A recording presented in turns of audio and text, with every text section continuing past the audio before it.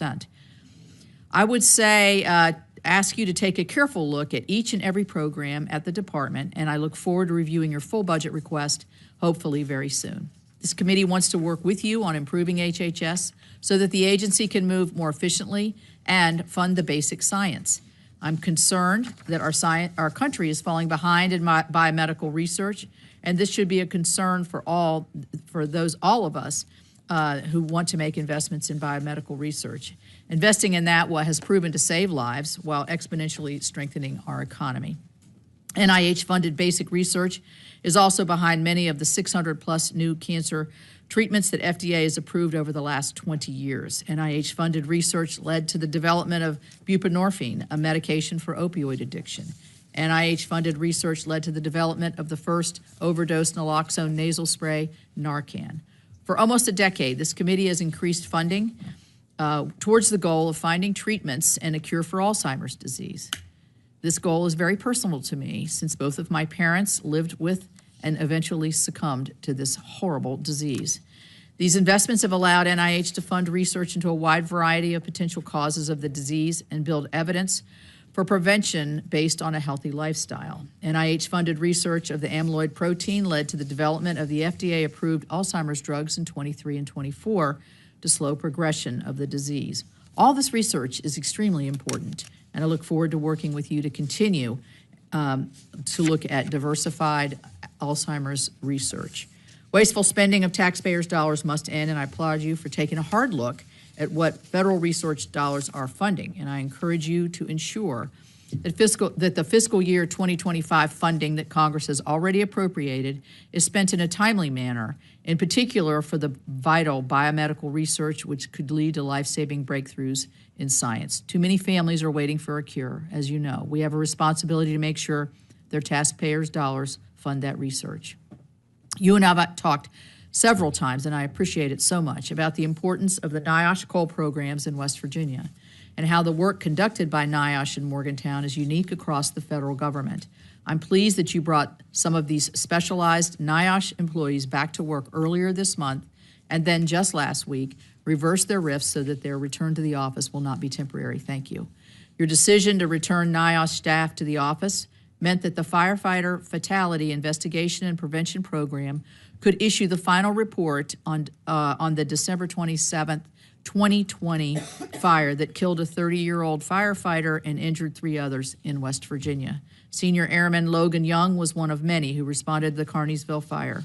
I'm glad NIOSH was able to finish their investigation and issue recommendations and final report.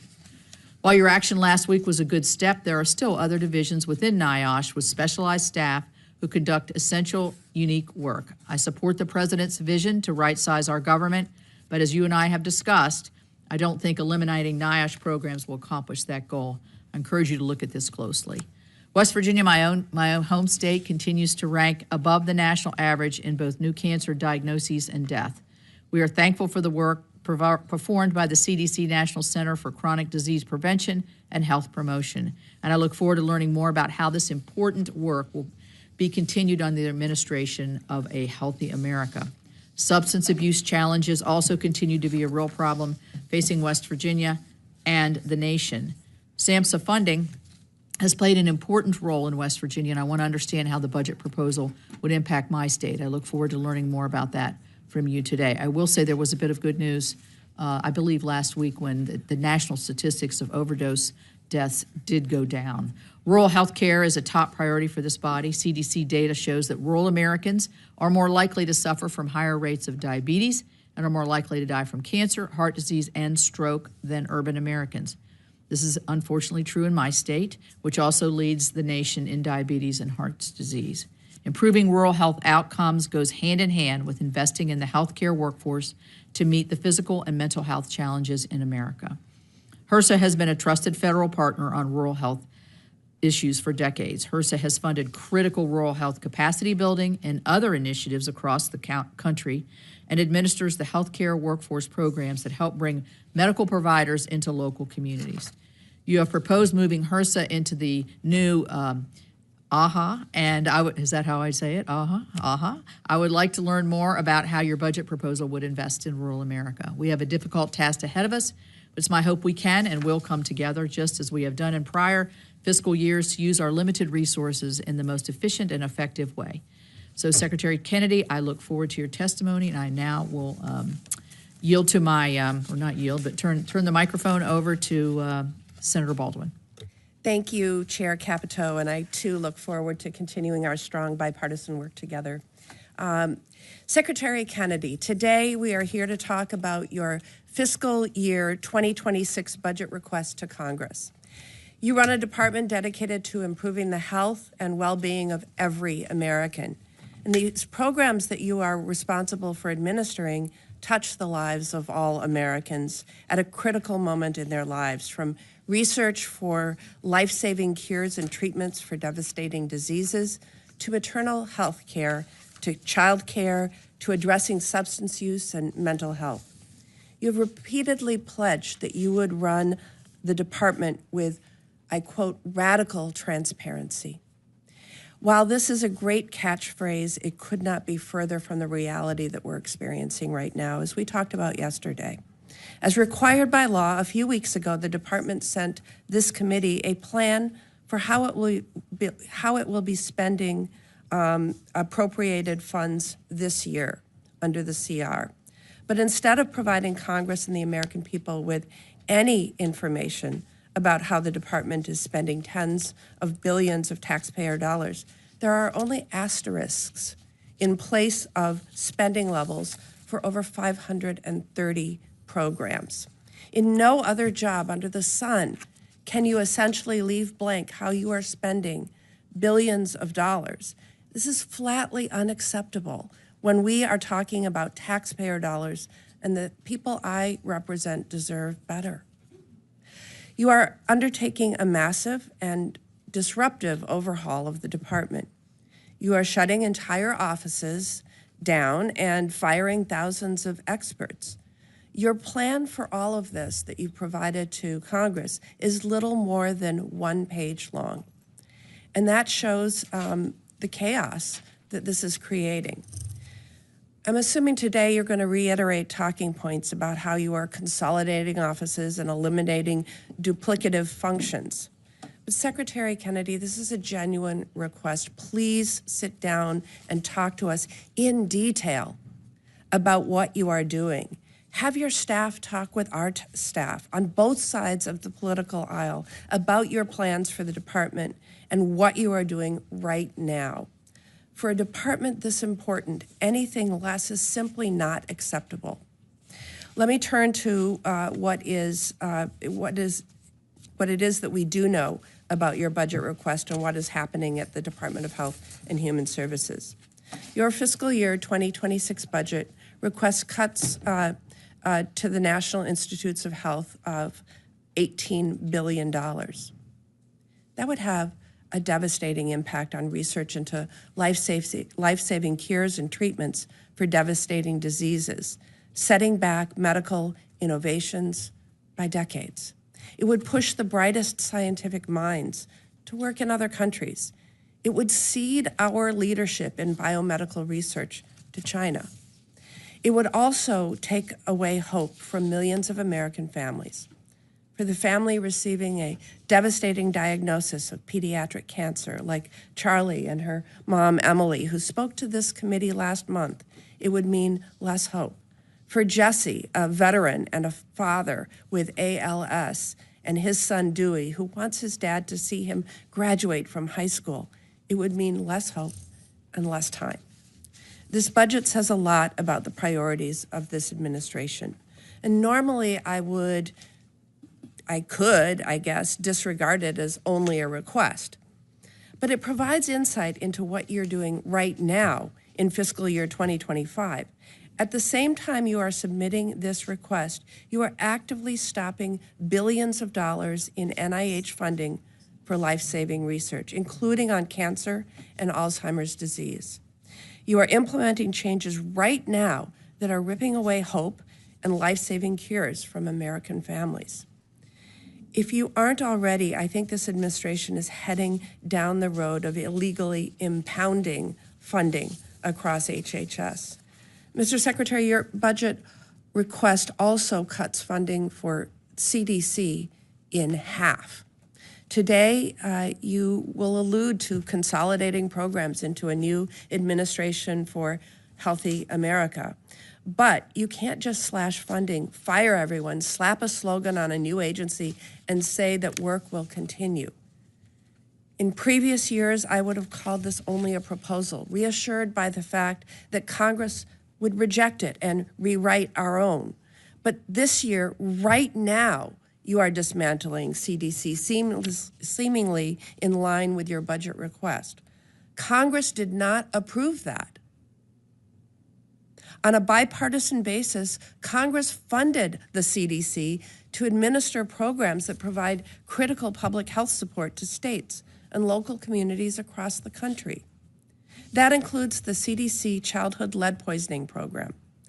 When the city of Milwaukee asked CDC for help addressing a lead crisis in schools, CDC should be able to provide support and assistance because Congress appropriated $51 million for CDC to do its job to address lead poisoning.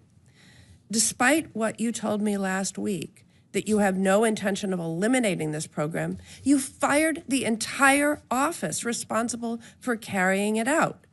So CDC told Milwaukee Public Schools that they simply couldn't help. Your decision to fire staff and eliminate offices is endangering children, including thousands of children in Milwaukee. If you have a proposal to make these programs work better, present it and justify it. Mr. Secretary, you will say that you have to fire thousands of employees and eliminate programs like LIHEAP because our deficit is too large. But you won't mention that at the same time this administration is proposing these cuts, it's proposing tax cuts for billionaires that will add trillions to our debt. You are cutting programs and firing staff with no plan and no understanding of what the department you are leading even does for the American people. And that's why you had to rehire staff working on the World Trade Center health program and screening coal miners for black lung disease. You fired everyone, and now you want to take credit for hiring them back? That's not how this works. Congress provided over $360 million on a bipartisan basis for NIOSH. You eliminated the entire Safe to Sleep program that the Eunice Kennedy Shriver Institute. Safe to Sleep is one of the most successful child safety campaigns in history that prevents 1,500 babies from dying each year, at a time when we are seeing rates of SIDS starting to climb. Without staff, these programs are meaningless, and this is happening across HHS. I could go on and on about how this administration's careless and reckless approach is hurting the people of Wisconsin and this country. These are just a few examples. Mr. Secretary, this committee has worked in a bipartisan manner to improve child care options for working families, address the substance use disorder crisis, support seniors and people with disabilities so that they can live in their communities, and to make the United States the leader in biomedical innovation. You're implementing changes right now that are dismantling our progress, and you're hiding it from Congress and the American people. We don't need to just reject this budget request. We need to reject what's happening at HHS right now. We need to do that before you have caused irreparable harm at the department and the programs it administers that millions of Americans rely on. I yield back. Thank you. Secretary Kennedy, we welcome your opening statement.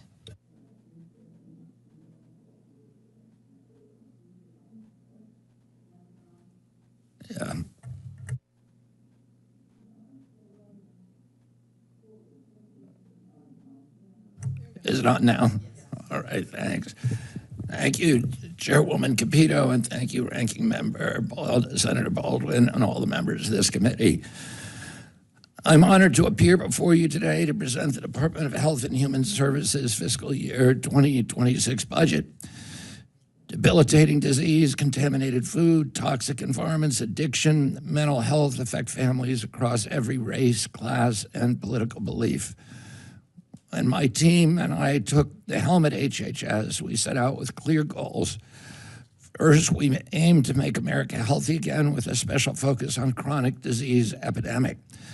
Second, we committed to delivering more efficient, responsive, and effective service to the over 100 million Americans who rely on Medicare, Medicaid, and other programs.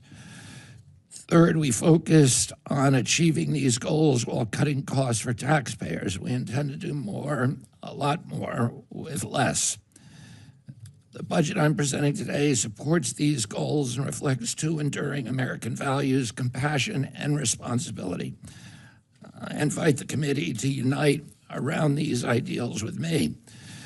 The United States remains the sickest developing nation, despite the fact that we spend $4.5 trillion annually on health care, 2 to 3 times more per capita than comparable nations. Clearly, something is structurally wrong. All the money that we've been pouring into these programs for years has not resulted in better health for Americans. Furthermore, healthcare costs are steadily increasing at a rate of 2% greater than the economy.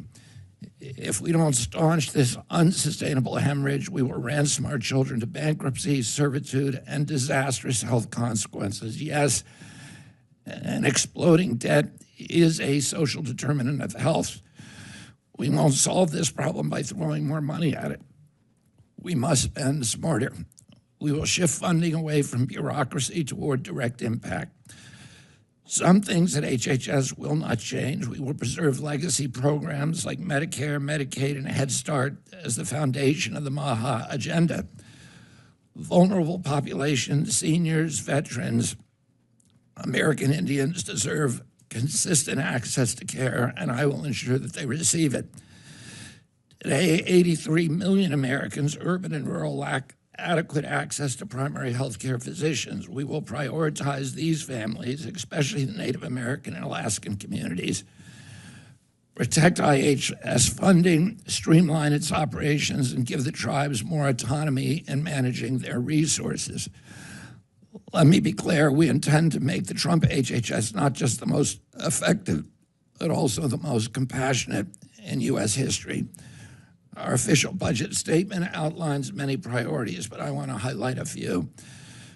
First, we will consolidate programs to better tackle mental health and addiction. These issues now rival chronic disease and their impact. HHS will aggressively combat the opioid crisis, especially the spread of synthetic drugs like fentanyl. We will empower state, local, and tribal leaders to create effective solutions. Second, we will address nutrition, physical activity, and healthy lifestyles. The President's budget requests $94 billion in discretionary funds to support these priorities, including the Administration for Healthy America. We will emphasize healthy eating and Head Start and ensure the program continues to serve its 750,000 children and parents effectively. Third, we will equip the FDA to expand its food safety efforts through research, regulation, inspection, and education to remove harmful chemicals from food and packaging. Fourth, we will fund cutting-edge research at the NIH while cutting risky or non-essential studies. That includes ending gain-of-function experiments and research based upon radical gender ideology. At the CDC, we will return to core missions, tracking diseases, investigating outbreaks, and sustaining public health infrastructure while cutting waste. Fifth, we will eliminate DEI funding and redirect resources toward real poverty reduction. We will move beyond lip service to communities of color and take meaningful action to meet their needs, as we did last week when we approved South Carolina's application for support for a program, the first program in the country that provides cell therapy and gene therapy to every person in South Carolina who has sickle cell anemia. For fifth, we will eliminate DEI funding and redirect. 6, we will strengthen cybersecurity and health IT. The AI revolution has arrived, and we will be the cutting-edge agency using this technology to manage healthcare data more efficiently and securely, and to give Americans control over their own health. Finally, we will rebuild public trust that eroded through years of industry capture, waste, and misplaced priorities. We will launch a new era of transparency and public service, creating an honest, science-driven HHS that answers to the President, to Congress, and the American people. And I just want to say, salute the people wearing purple in this room. I assume as an emblem of their commitment to solving the Alzheimer's crisis. And Alzheimer's is a very, very good example of how NIH has gone off the rail over the past 20 years with research on amyloid plaques and cutting off any other hypothesis because of corruption within the agency. And that has derailed Alzheimer's research in this country for 20 years. And I'm committed to solving the problems of Alzheimer's, also understanding why we're having an epidemic of Alzheimer's, why it is increasing.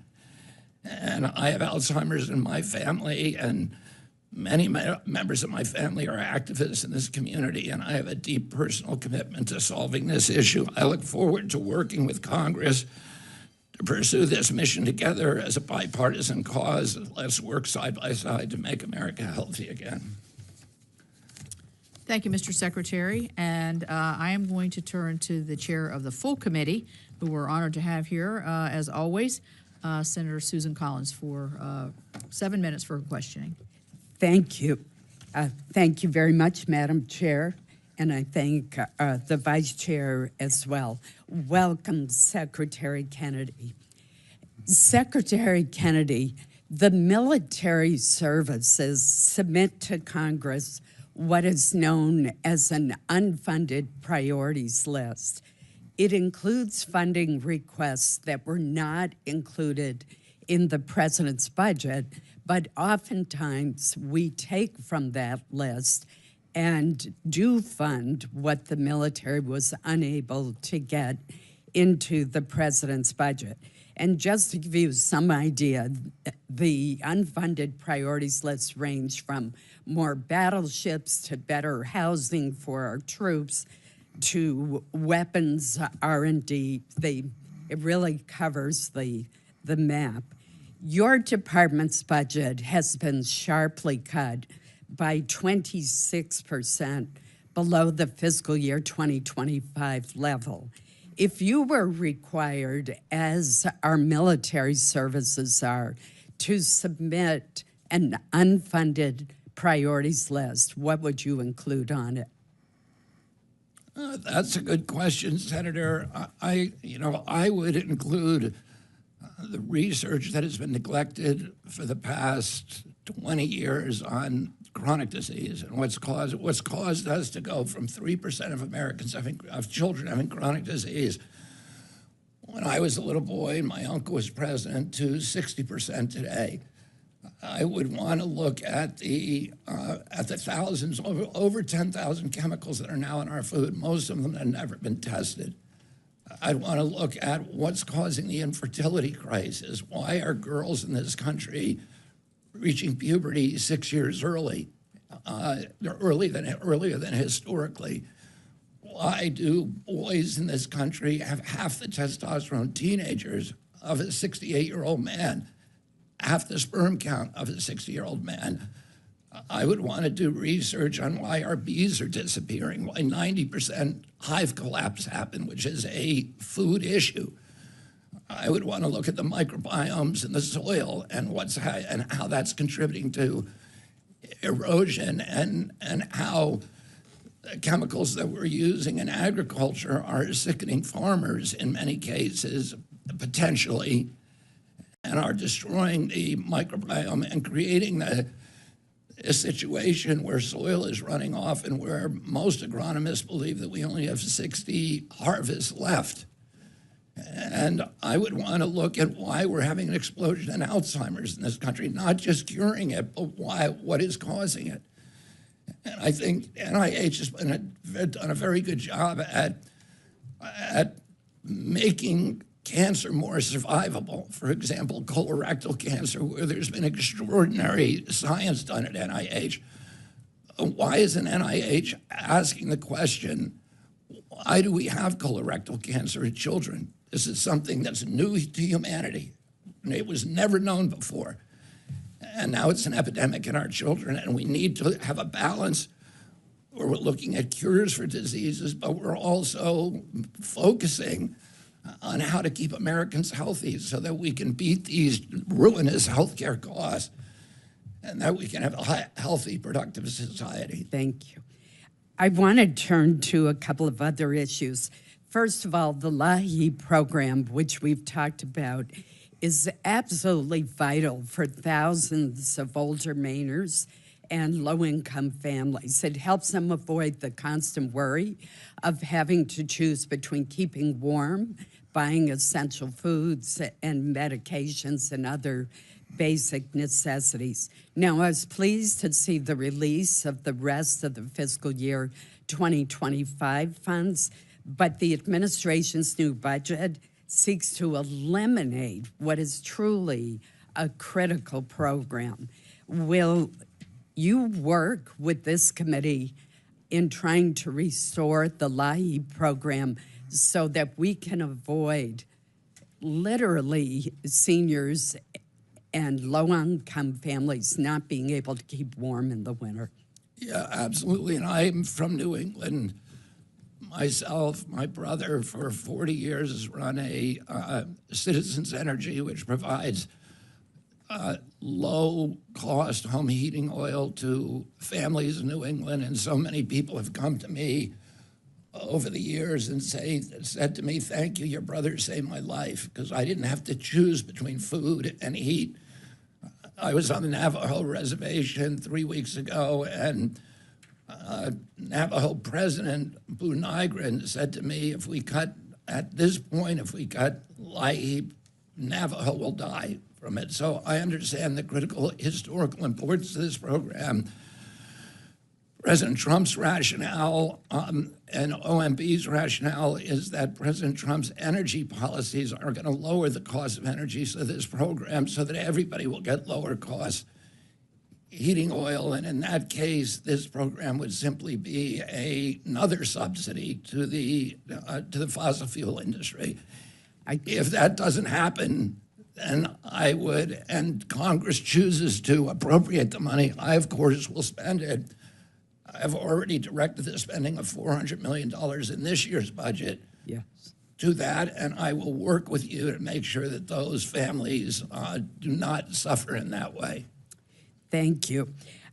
You and I have had many conversations about Alzheimer's disease and the BOLD Act. I do want to point out the CDC's cooperative agreements for the Healthy Brain Initiative and 3 dementia public health centers of excellence under the BOLD Act are set to expire at the end of September. We initially expected that the CDC would put out a notice encouraging applications early this year. Inexplicably, no such notice has been issued, even though we reauthorized the BOLD Act and funding is available under the appropriations measure that President Trump signed into law in March. How and when does HHS plan to issue this notice of funding opportunity so that we can continue what has been a very effective approach to the Healthy Brain Initiative and Centers of Excellence? It helps caregivers. It encourages early diagnosis. It really has been an important program, taking the kind of public health approach that you've generally supported. Yeah, Senator, I because of the TRO from the federal judge on this issue that was issued last week, I've been instructed by HHS and by White House attorneys that I can't speak directly to that part of the reorg. I have a strong personal commitment to, as I said before, to Alzheimer's, to dementia, and it's affected members of my family, and I understand how important these programs have been. And whatever happens, we will continue that research. Senator Baldwin. Thank you, Chair Capito. Secretary Kennedy, very quickly, when I ask you for information or my staff asks your staff for information, do you commit to responding? Yes, Senator, of course. And when might I expect a detailed operational plan? I've referenced in my opening statement the fact that 530 programs or activities, when you provided that information, had an asterisk in place of a dollar amount. When might I expect the detailed plan? When? As I explained to you, those decisions are being made by OMB, and So you're really not in charge of the spend plan this is not a HHS issue. It's a government-wide issue. And, okay, so the Secretary of it's HHS is not in charge of the spend plan for 2025. I'm going to move on. Research funded by the National Institutes of Health has pioneered the development of new technologies and cutting-edge treatments, including immunotherapies, that are saving lives and giving millions of Americans suffering from devastating diseases more hope and more time with their families. Last week, American doctors made history with the world's first successful personalized gene editing treatment in a 9.5-month-old baby boy, curing him of a rare, life-threatening genetic disorder. This technology is miraculous, and it was made possible by NIH research.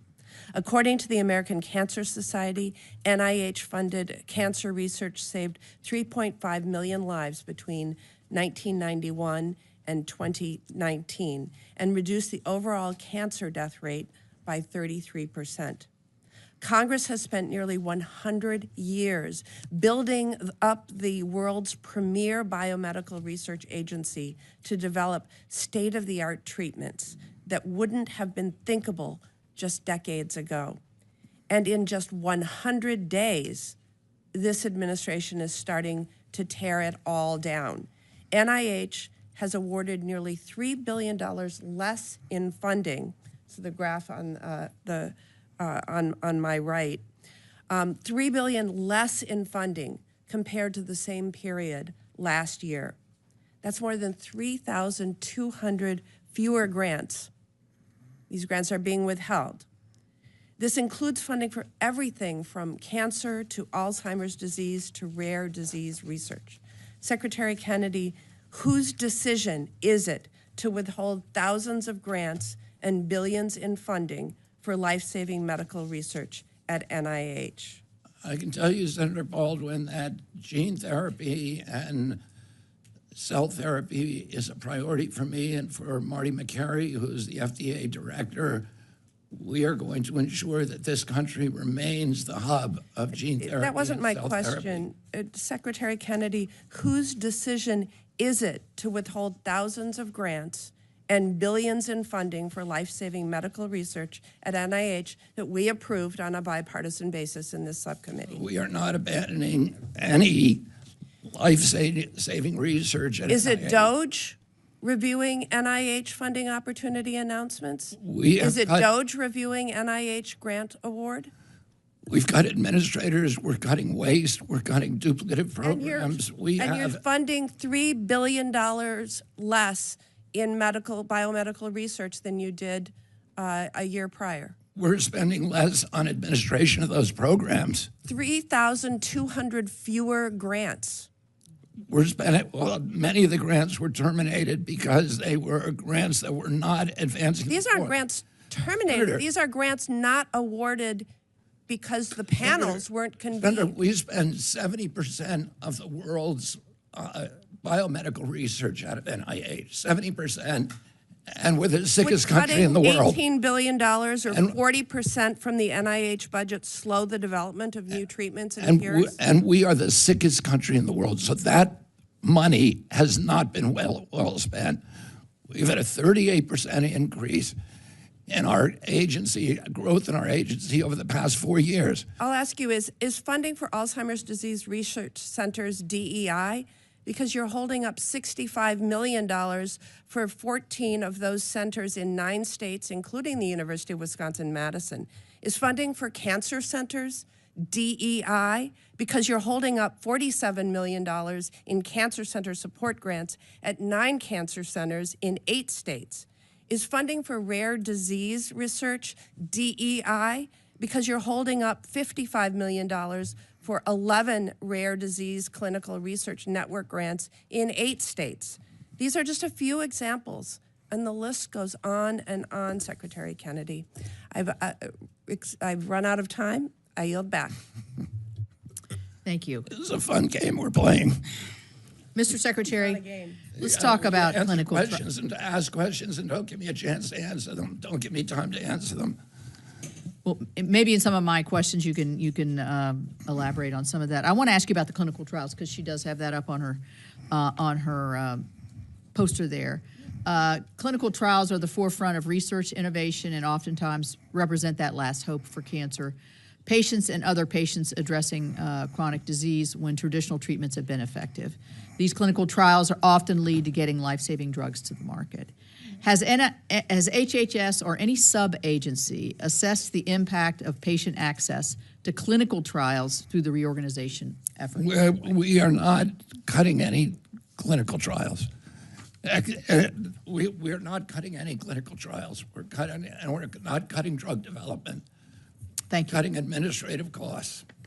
A question on indirect costs, because this is a biggie. When it was announced that that NIH announced it would cap indirect costs at 15% for research. We talked about this actually in our meeting. We talked about the possible adverse effects of this. And like I've heard from West Virginia University, Marshall University, which receive smaller amounts, but I've heard from everybody across the country in terms of the research. West Virginia University is a member of the Association of Public and Land-Grant Universities, and they are working along with schools and independent research organizations across the country to come up with a new model for indirect costs. Are you aware of this effort, and have you met with them to discuss their work? I haven't met with them, but we are talking with lots of people about a new way to fund indirect Are you aware costs. of the effort that's going on with a whole bunch of stakeholders that are trying to figure out a way to do this better? Yes, we are. And Jay Bhattacharya is very interested in this. And as you know, Senator, there was some of the private universities that were abusing that. We had Stanford, which has tens of billions of dollars endowment that was using our money. We wasted $9 billion last year of NIH's budget on indirect costs. We're paying some of these universities up to 78%. That money was not going to research, not all of it. In the public universities, we are very much aware that those universities are using the money well, that it is absolutely necessary for them. And we're looking at a series of different ways that we can fund those costs through them, but not through the independent indirect cost structure, which loses all control, which deprives us of all control of how that money is spent. Well, in my many conversations with a lot of the research, because I don't think anybody here wants to lose our valuable research, and I put you in that bucket as well. I do know there's a recognition that there's not enough transparency, that the system needs to change. And so this group that's being put together, I think, is very thoughtful in their approach. And I would encourage you, as you've already done with the head of NIH. Yeah, and I'm happy, Senator Capito, I could talk to you right now in detail about some of the alternatives that we are considering. Okay. But we are taking it seriously, and we understand. But, in Maine, at the University of Maine, the University of Alabama, Many of these other state schools badly need this research. They're doing cutting-edge research, and they need that money that was going through indirect costs, but we think there's a better way to pay that out. Okay, well, we want to work with you on that. Let me talk about rural health. I mentioned it in my opening statement. I know you've been to our state, so you understand the rural nature of many of our states. There's such significant healthcare challenges in rural America. A lot of it around access. The rates of chronic conditions like diabetes and heart disease are among the highest in the country in rural America. HRSA programs are critical to rural health and initiatives. And you've, in your budget, announced a cut to HRSA programs. I am concerned about that because of the access issue and because of the inequities that I think I see, and I think we see sometimes between where people have easier access to health care than in rural America. You got transportation issues, you have connectivity issues, you have just generational issues of passing down different diseases.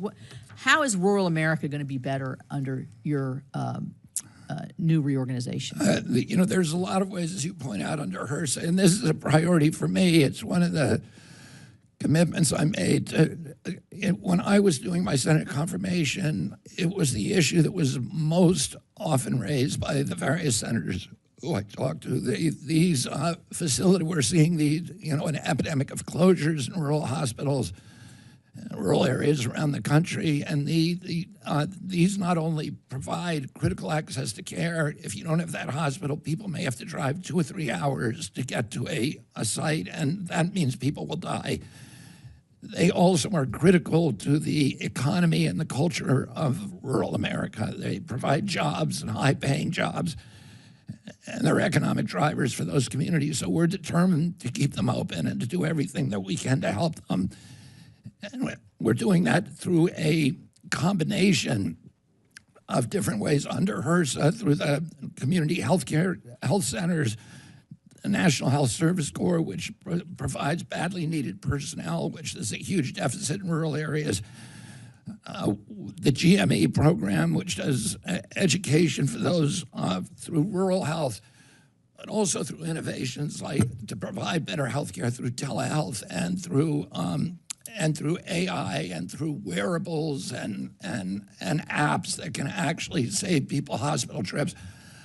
I spent 2 hours yesterday meeting with the CEOs of some of the biggest and most effective health tech companies in the country, and the potential that we have to transform rural health care. For me, I walked out of that meeting very, very optimistic and very excited about the capacity that we now have through technology and AI to transform, to save, to rescue rural health care around this country. Thank you very much. Senator Durbin.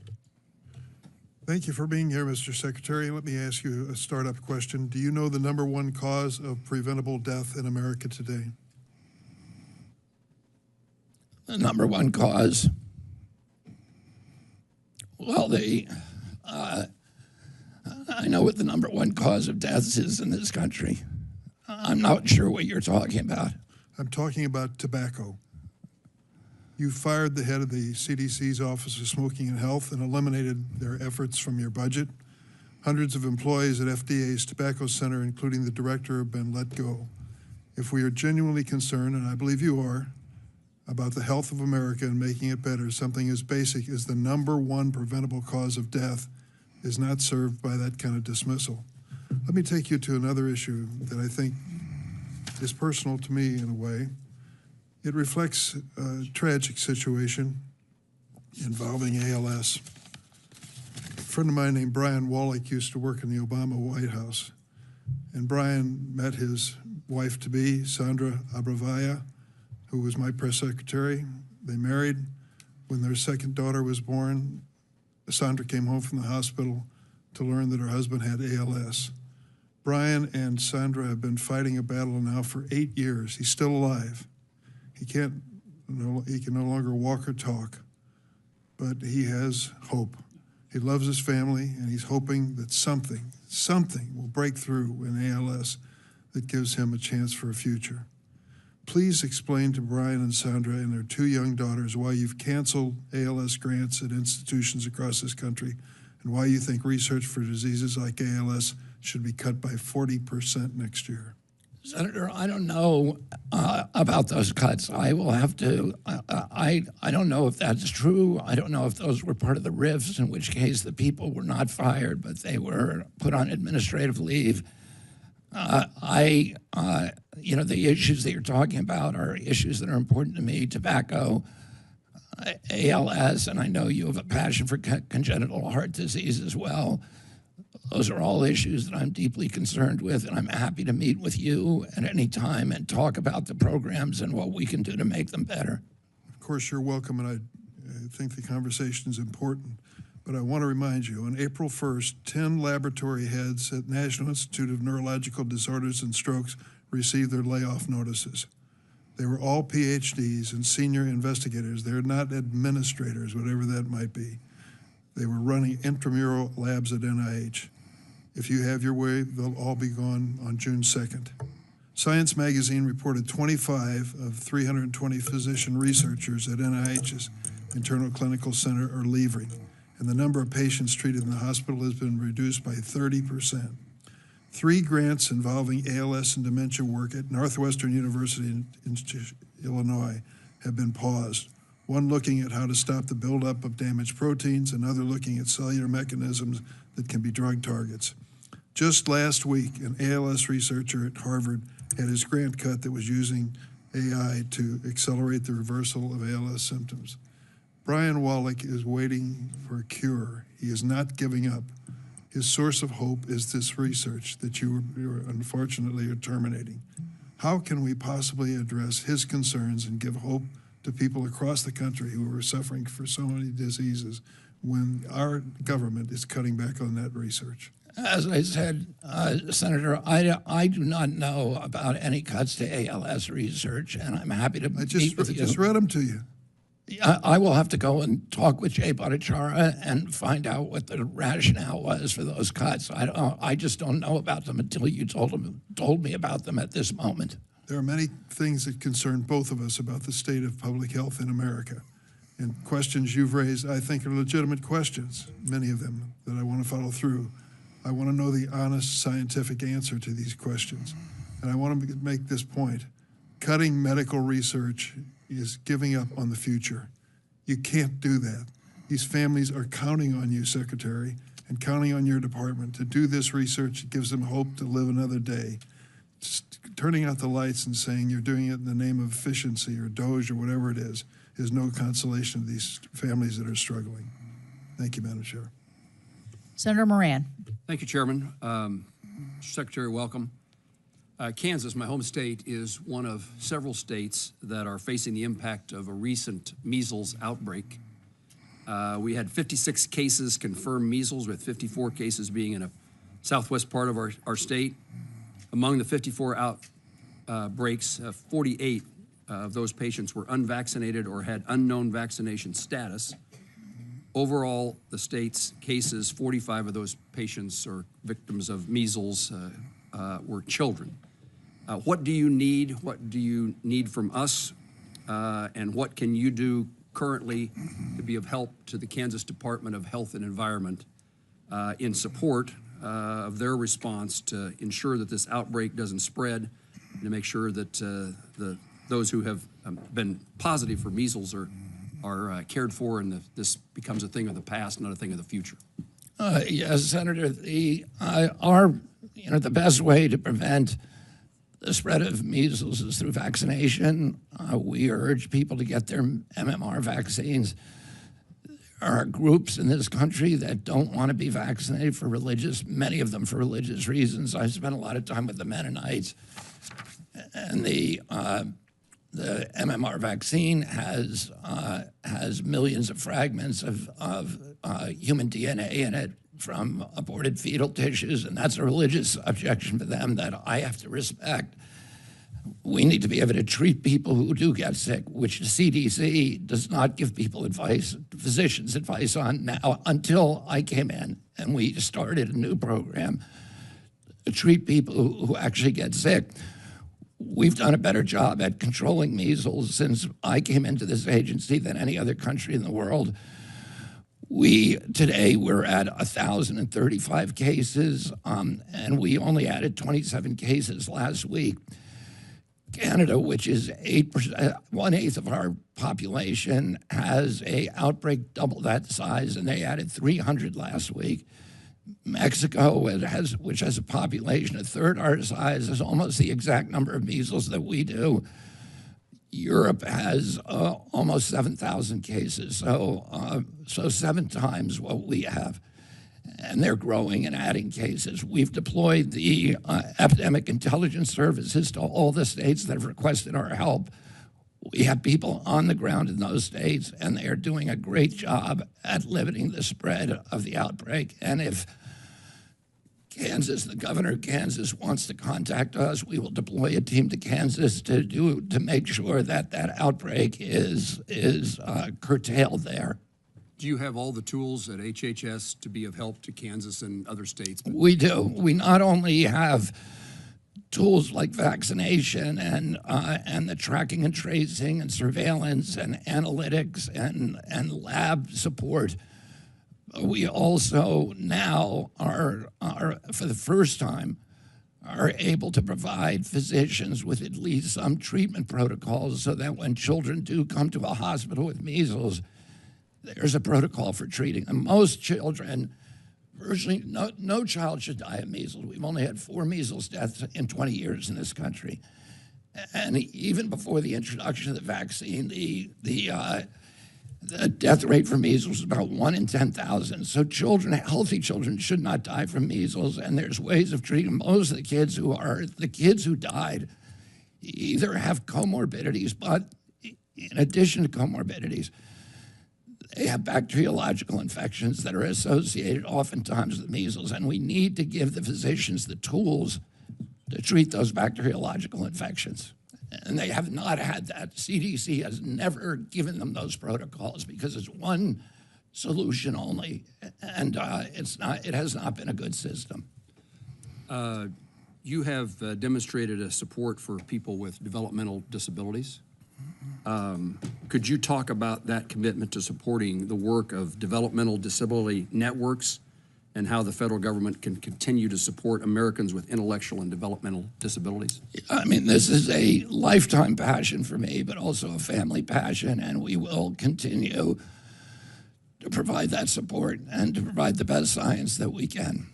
And I want to follow up with something that Senator Collins said in support. I want to share my support for the BOLD Act, the Bold Infrastructure for Alzheimer's Act, and again indicate the value of the continued and intense effort of trying to find the cure and treatment for Alzheimer's. Anything you'd like for me to know? Well, you know, I alluded to this earlier on, but the NIH really went off the rails on Alzheimer's research 20 years ago. One of the favorite researchers, the part of the old boys club at NIH, developed a hypothesis that Alzheimer's was caused by amyloid plaque buildups. After that, NIH suppressed any science and refused to fund any science Secretary, on alternative hypotheses. We are going to change that. Today, fully committed toward the research to... Yeah, absolutely. We're going to find what causes Alzheimer's, what is causing the epidemic of Alzheimer's, and we're going to find a cure. Thank you. Senator Reed. Mr. Secretary, I want to ask you about the CDC's childhood-led program because we've heard a lot of conflicting messages about Childhood? Yes, the childhood-led poisoning prevention program. But we've heard a lot of conflicting messages. First, the program was eliminated as part of your restructuring of HHS, and all the program staff was fired. You suggested that that was a mistake and that the program will be brought back online. Last week, you told Senator Baldwin that lead poisoning among children was a very significant issue, and if Congress appropriated the money, the program would continue. Well, Congress has appropriated the funding, and as far as we can tell, staff has not yet been hired, and I've seen no statements reversing your decision to eliminate the program. So which is it? Do we have a program? We are continuing to fund the program, and In Milwaukee, we have a team in Milwaukee, and we're giving laboratory support to the analytics in Milwaukee, and we're working with the health department of Milwaukee. Well, that's Milwaukee. What about the rest of the country? Well, I don't. As I said, I have a TRO now. You know, a federal TRO that does not allow me to talk about the reorg.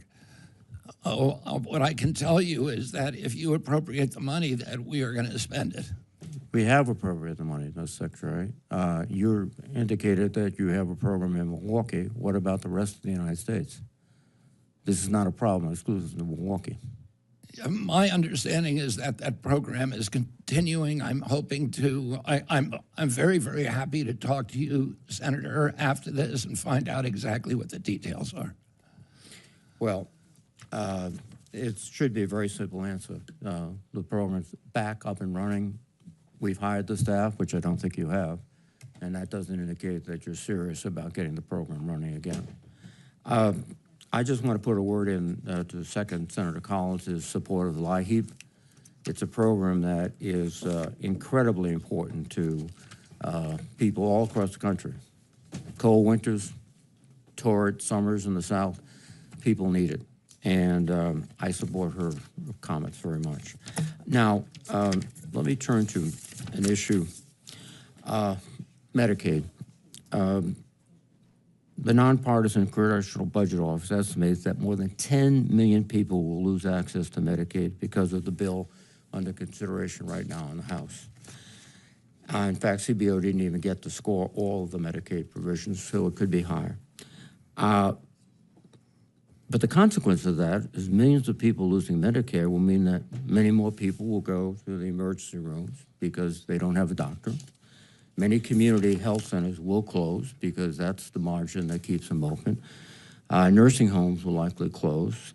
In fact, frankly, it will probably undermine significantly the healthcare systems in every state in the union.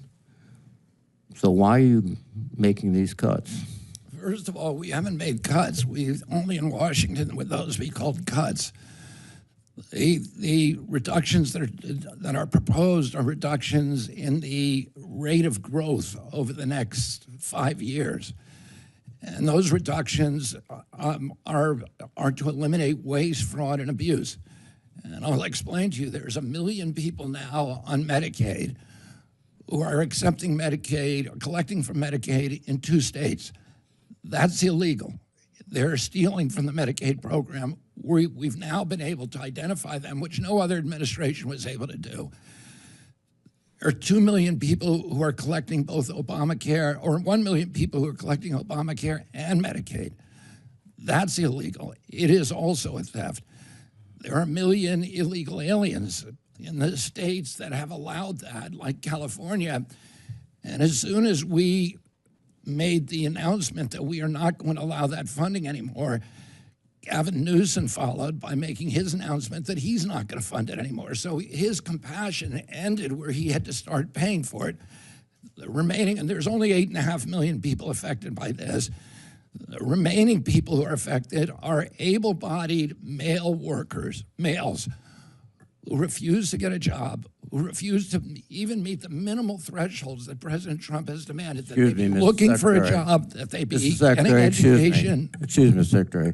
That's rhetoric, not reality. You're going to have 10 million people without health care. They're going to the emergency rooms. It is going to undermine the health care system in every state of this country, and you'll be responsible along with the president. Thank you. Senator Kennedy.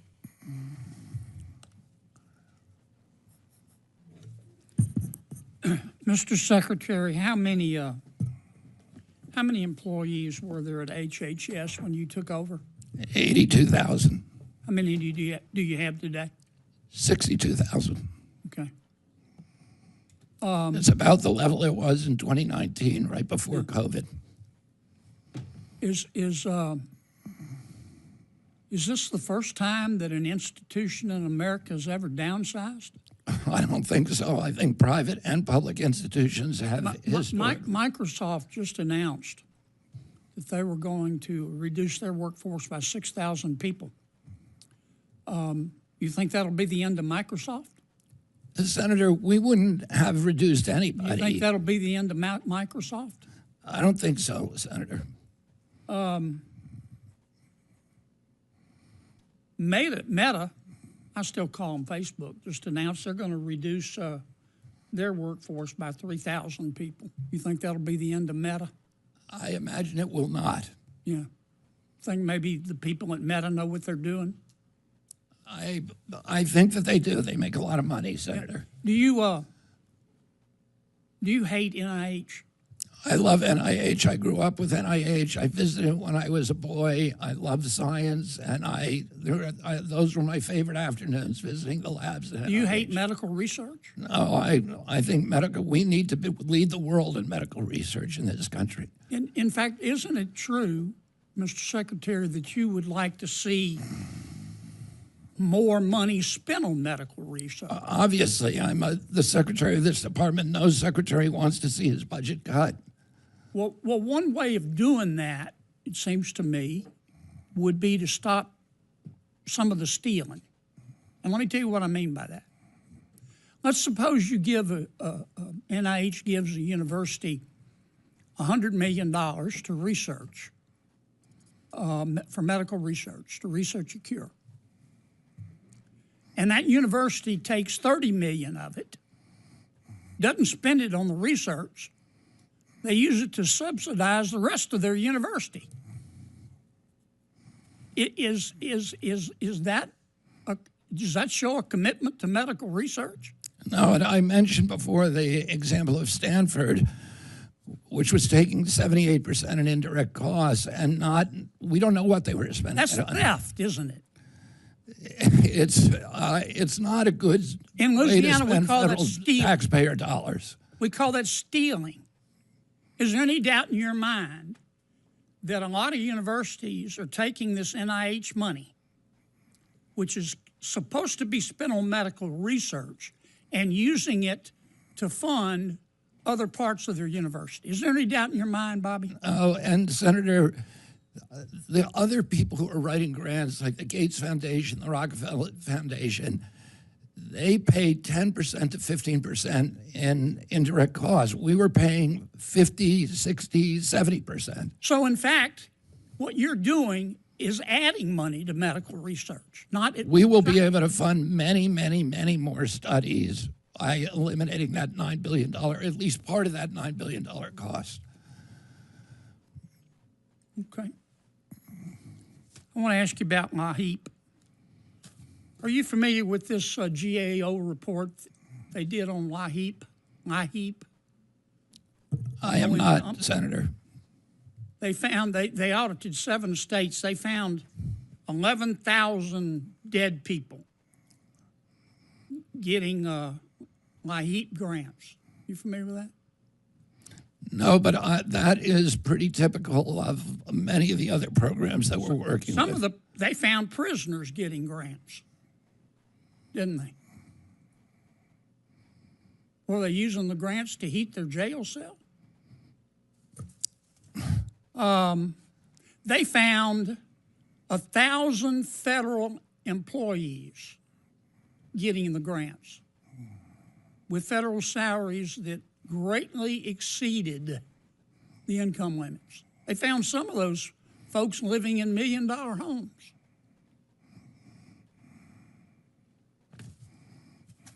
I got 18 seconds. Why do we allow highly processed foods in America? That's a complicated question, but it's driven by profits to a food industry that is making money by poisoning American kids, and they don't do it abroad. They make the same products for Canada and for Europe that do not contain many of those chemicals. You understand, Mr. Secretary, there's nothing you can do that's going to make many of my Democratic colleagues happy. You get that, don't you? I do understand. I'm coming to understand that, Senator. Yes. Thank you. Senator Murray, welcome. Nice to see you, and I'll turn it over to you for questions. Thank you very much, Chair Capito, Senator Baldwin. I look forward to working with you both again in this Congress. Secretary Kennedy, things are not going well. It's clear what you are doing across HHS is devastating to children, families, seniors, millions of Americans that HHS programs support. Now, you were required to send us an operating plan detailing how you are spending funds that Congress provided for programs that families rely on. You sent us what you titled the, quote, Hill version, which had over 530 asterisks in place of the funding levels. Mr. Secretary, we need the real version with actual funding levels. This committee needs to know how you are spending taxpayer dollars right now and what programs you are cutting and which you are eliminating.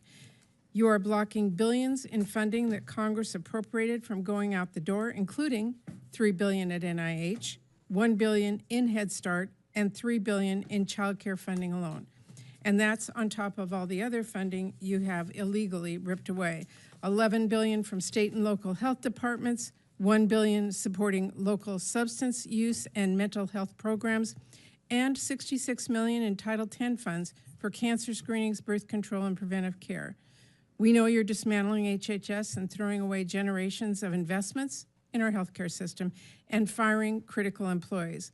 We are talking about the people who administer Head Start, LIHEAP, Meals on Wheels, or entire teams who are working on preventing chronic disease and Alzheimer's, tracking IVF success rates and safety, maternal health, more. On top of all of this, you propose a budget now with truly devastating cuts that would leave America sicker and weaker. But you're not waiting to see whether Congress approves that budget proposal. This administration is starting to unilaterally implement it right now, in defiance of Congress and the laws we passed.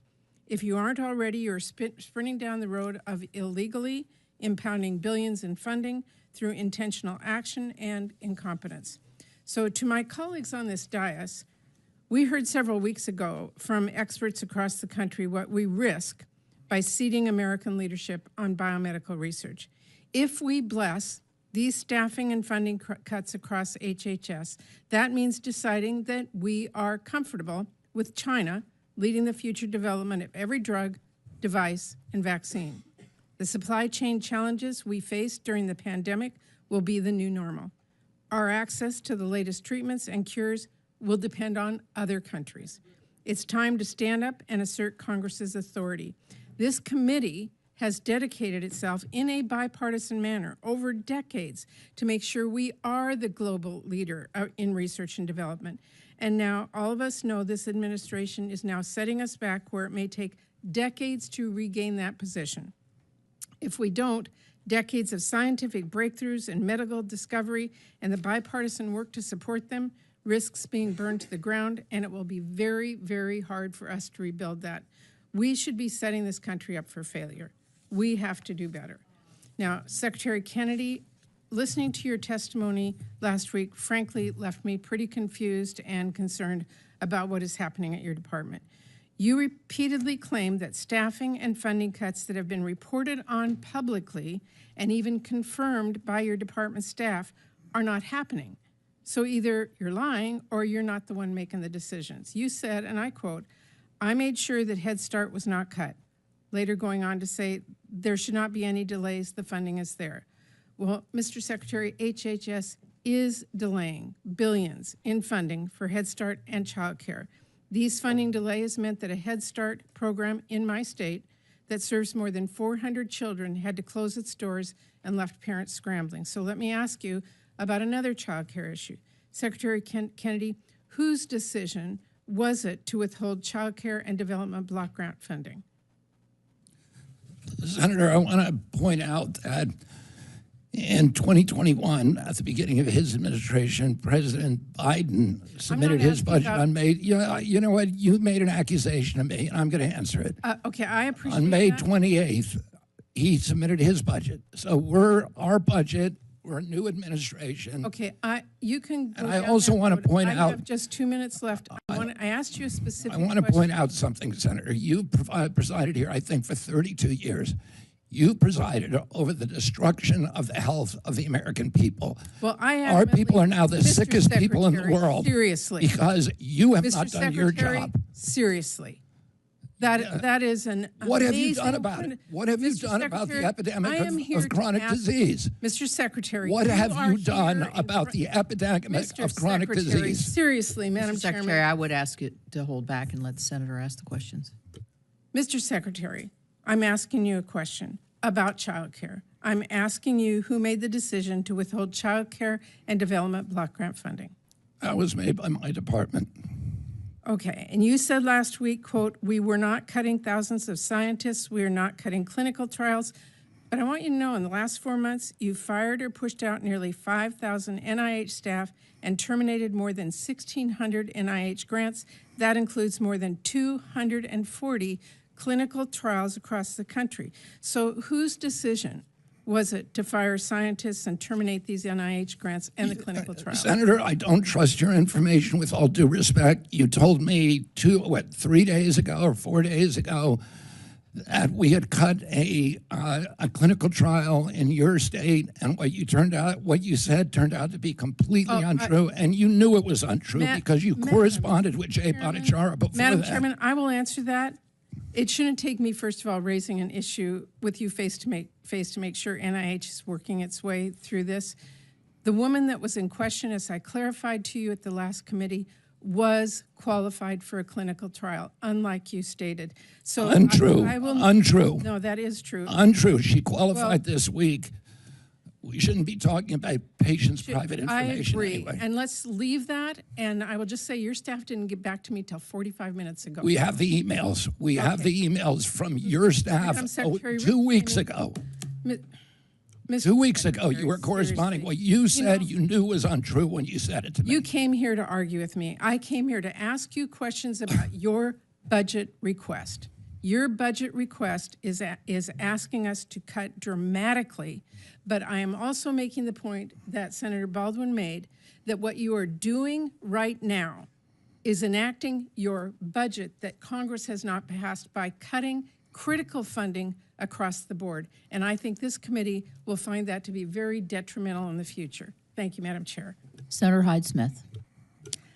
Thank you, Chair Capito and Ranking Member Baldwin for this meeting, and thank you, Mr. Secretary, for being here. I'm going to get right to the point because I want to make the most of my time. I could not be more supportive of this administration's goals to improve mental and physical health of all Americans and to gain a better understanding of why our nation struggles in certain areas.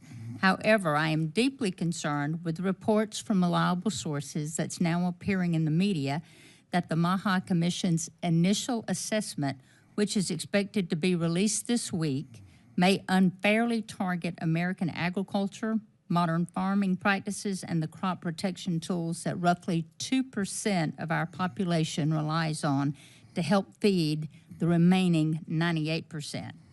I trust these reports are not true and that this initial assessment prepared over the course of 3 months is not intended to serve any hidden agendas.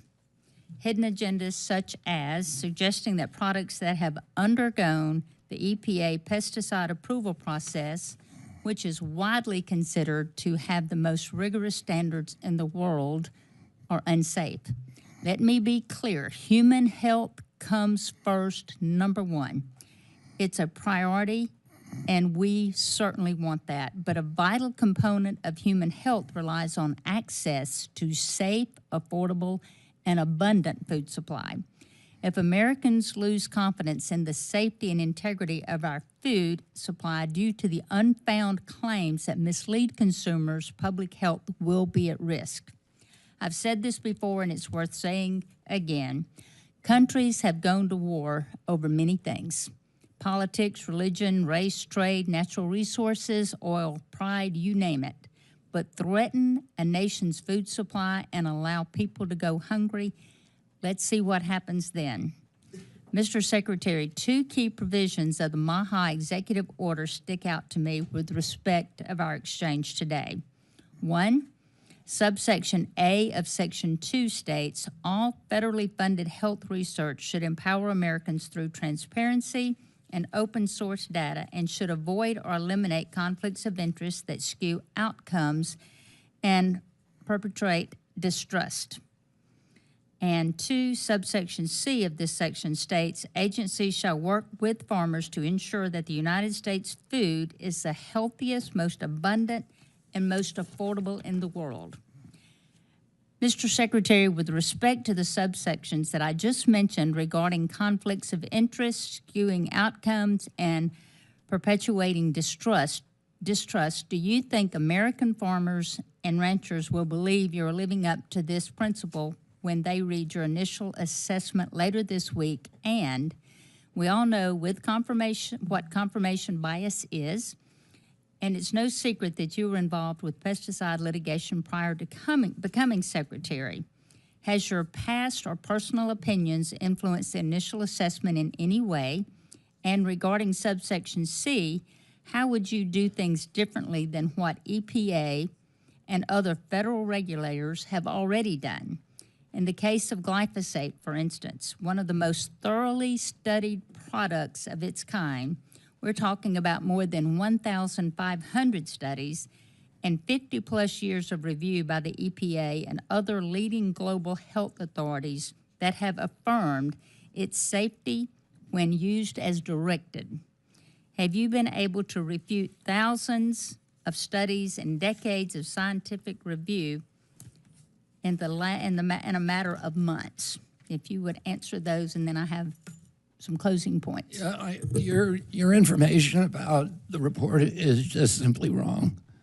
The drafts that I've seen, there is not a single word in them that should worry the American farmer. And you can prove that beyond a shadow of a doubt? That you'll see I the just said report. is It's going to wrong? be released on Thursday. Everybody will see the report. And, there's nobody that has a greater commitment to the American farmer than we do. The MAHA movement collapses if we can't partner with the American farmer in producing a safe, robust, and abundant food supply. And we understand that. I said during my campaign when I was running for president, and I have said repeatedly throughout this process, we cannot take any step that will put a single farmer in this country out of business. Okay, There's a million farmers who rely on to make my closing glyphosate. points. There's a million farmers who rely on glyphosate. 100% of corn in this country relies on glyphosate, and we are not going to do anything to jeopardize that business model. We are But you're saying my comments are totally inaccurate. In today's totally world, inaccurate. there are people with impressive credentials, perhaps expert witnesses or organization with big names that are willing to say things that serve a particular interest or purpose, but what they don't say is that their feelings are premature or simply intended to satisfy a predetermined outcome desired by those seeking their opinion or validation. We have the Federal Insecticide, Fungicide, and Rodenticide Act and the exhaustive review process in place for a reason. I've yet to hear the approval process is easy, but it's going to be a shame if the MAHA Commission issues a report suggesting without substantial facts and evidence that our government got things terribly wrong when it reviewed a number of crop protection tools and deemed them to be safe. So, Mr. Secretary, we have to get this right. You have to be 100% certain, and the MAHA Commission needs to be able to refute years and years of scientific evidence and thousands of studies from credible entities before you start suggesting an initial assessment that the methods in which the farmers provide our food is unsafe. I trust your report will be described, an initial assessment of things to be considered, but yet to be determined. Thank you, Madam Chair. Thank you, Senator Shaheen. Thank you, Madam Chairman. Mr. Secretary, New Hampshire is one of those states that has really been devastated by the opioid epidemic. For too many families, this isn't just an emergency, it's a daily heartbreak because they've lost people they love. During the first Trump administration, I worked closely with Health and Human Services to secure critical funding for New Hampshire through the state opioid response grant program. That funding has saved lives. We've made sure in New Hampshire that nearly every paramedic, firefighter, law enforcement officer has access to life-saving naloxone or Narcan. And we've also supported prevention and recovery programs that are turning the tide against addiction. We are finally beginning to see our overdose death rate go down.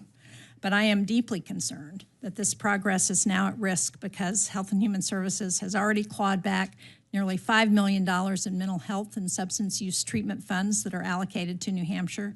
And now your budget proposes eliminating SAMHSA entirely and consolidating critical substance use and mental health block grants under a vague framework that's not at all clear to me.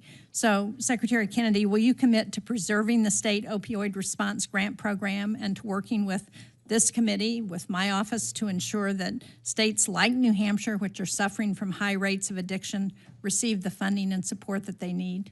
Senator, this is an issue that's very close to my heart. I lost a brother to this disease. I lost other family members. I lost a niece who is essentially a daughter to me.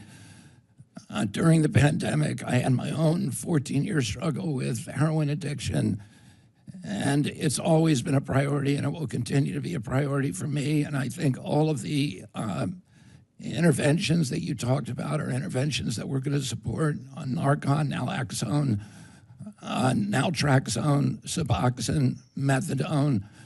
My own bias is toward community care programs that I think are less expensive and the most effective, but there are many people who cannot take advantage of them, and we will continue to support the states Mr. and Secretary, the state programs. I don't want to interrupt, but I have read some reports of the struggles that your family has had, so I appreciate and understand why you would be sympathetic to this challenge, and that's why it's so hard for me to understand why you would be considering programs that have been working like the state opioid response grants, because what they do in New Hampshire, maybe they don't do this in other states, but in New Hampshire, those dollars go directly to the local treatment programs. We have a whole system that's set up based on those that allows people to get treatment and recovery in their communities, that's designed to ensure that they can get that. And so that's why I'm so troubled by the idea that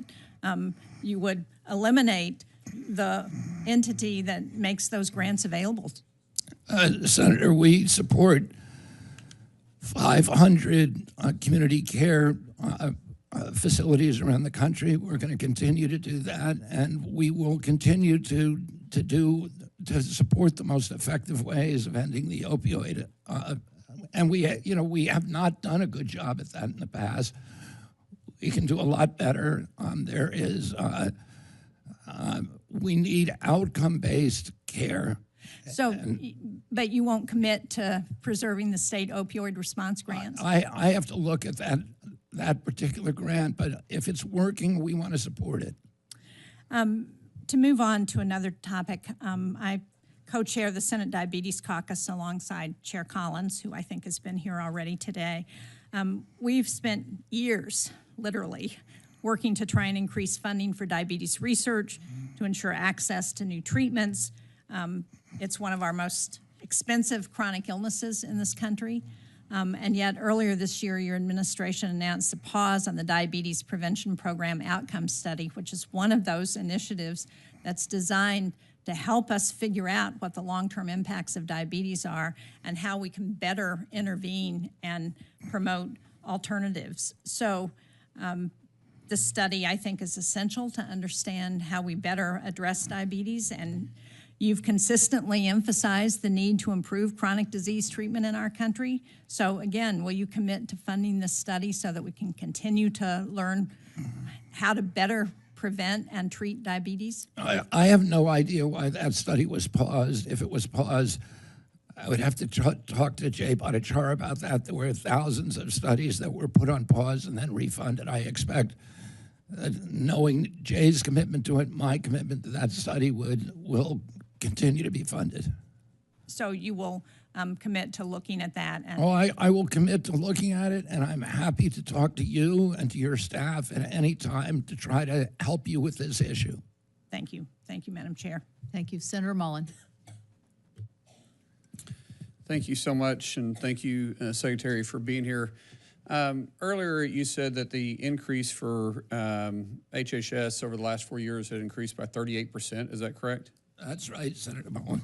So what have we got? What has the taxpayers got in return over the last 4 years? They got a worst chronic health crisis and the unhealthiest, sickest population in the globe. So your total budget for 2024, I think, was around 1.7 trillion. Is that correct? Yes.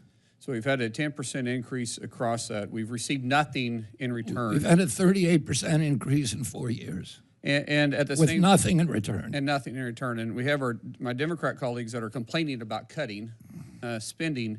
At the same time, we have NIH recipients, because we've heard our colleagues on the left side really complain about you cutting NIH funding because they call it research. But is it really research? I mean, let me just throw some numbers out here for you. Harvard received $488 million in NIH, and 69% went to indirect cost, meaning didn't go to research. Yale received $646 million, and 67.5% of their NIH money went to indirect costs, meaning didn't go to research. You have Johns Hopkins University got $858 million. 67.5% went to indirect costs, meaning 67.5% of $858 million did not go to research. University of California, San Francisco received $815 million in NIH money, and 59% went to indirect cost. But I'm sure there's no room to cut NIH money for research. I mean, who would think we probably have room for that? Because let's just use the top 4 recipients for my colleagues and on the Democrat side. Let's just use their numbers and round numbers. That's $2,807 million in NIH money for top 4 universities receiving NIH. Out of that, $1,684 million went to indirect cost. I'm using rough numbers here. Now, I'm sure there's no room to cut NIH research, right? There's room to cut the research both through the indirect cost, which the total cost was $9 billion last year in indirect research. So that's $9 billion that did not go to research, but also $9 billion that went to other things like flowers at the university. Right, and the way we don't know what it goes to. And the way it works is if we give $1 million grant and there's a 60% indirect cost, that means they get to keep the $1 million grant, but we have to give them another $600,000 for their indirect costs. So that's the way it works. And the private universities that have the big endowments, like you were referring to, they're the ones that get the most inflated numbers. Let me just say this. We have 9 separate offices for women's health. We have 8 separate offices for minority health. We have 20 separate HIV programs. We have 59 separate behavioral programs. We have 40 separate opioid programs. We have 42 maternal health programs. Each one of them have their own administrators. We have 100 communications offices when I came in. We have 41 chief. Say 100 communication offices? Yes, 100, and we have 1,400 external affair officers, staff. We have 40 procurement departments using 4 different contracting systems. We have 9 resource officers, dozens of IT departments, and 8 senior finance officials. And what we're trying to do is eliminate the redundancy. There's no way to govern this agency. This agency has a budget that is comparable to the 6th largest nation in the world. And we have no governance because these are all in silos with their own infrastructure, and we're trying to consolidate them, and that's why they don't work. That's why we throw more and more money every year, and Americans are the sickest people in the world. We spend 2 to 3 times for health care what other nations spend, and we have the worst outcomes on earth.